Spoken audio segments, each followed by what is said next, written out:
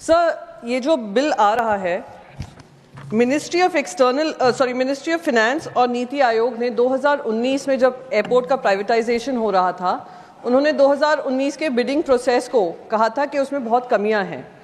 कमियां इस आधार पे बोली थी क्योंकि छह एयरपोर्ट जब प्राइवेटाइज हुए थे वो सब एक ही इंसान को गए थे, एक ही ग्रुप को गए थे, जिनके पास कोई प्रायर एक्सपीरियंस नहीं था। डिपार्टमेंट ऑफ इकोनॉमिक अफेयर्स ने ये कहा था कोई भी प्राइवेट प्लेयर जो प्राइवेटाइजेशन में भागीदारी ले रहा है उसको 2 एयरपोर्ट से ज़्यादा नहीं मिलने चाहिए। पर ये पर्टिकुलर विशेष इंडस्ट्रियलिस्ट को करीब 7 एयरपोर्ट्स मिले थे, जिसमें से 6 एयरपोर्ट्स तो 50 साल के लिए मिले हैं। एक ही एयरपोर्ट फाइनेंशियली वायबल है, बाकी सारे लॉसेज में हैं। और वो कौन है, वो जॉर्ज सोरोस हमें नहीं बताएगा, वो मिनिस्ट्री ऑफ फिनेंस और इन सब से ही पता चल रहा है, वो अदानी एयरपोर्ट्स है।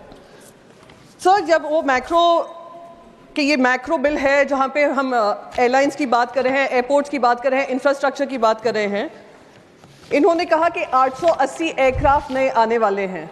पर ये बताना भूल गए कि हमने 5 एयरलाइंस जो फुल सर्विस एयरलाइंस होती थी, करीब 13 सर्विस एयरलाइंस होती थी, 5 फुल सर्विस एयरलाइंस होती थी, 17 साल में अब एक ही रह गई है, वो है एयर इंडिया। और किसी तरीके का फेयर कंपटीशन जो हम कहते हैं, कोई फेयर कंपटीशन नहीं रह गया है, मोनोपोली या डुओपोली रह गई है। 2 एयरलाइंस पूरे एविएशन सेक्टर को संभाल रही हैं, जिसकी वजह से ये हाई टैरिफ्स जो हम फेस करते हैं वो इसी वजह से फेस करते हैं। ना एयरलाइंस हैं, 880 एयरक्राफ्ट हैं, पर किसके पास मोनोपोली है, डुओपोली है, वो हम सब जानते हैं, वो इंडिगो एयरलाइंस है और एयर इंडिया है। सर, दूसरा जो है कहा जाता है जो टैक्सेस ATF फ्यूल है, 40% जो पैसेंजर फेयर होता है वो जो फ्यूल है उसकी वजह से निर्धारित होता है। उस पे भी जो सारे इनके स्टेट्स हैं जिस तरीके से उस पे टैक्सेस लगते हैं, उस पे भी किसी तरीके की कार्रवाई नहीं की गई है कि जनता को राहत मिले।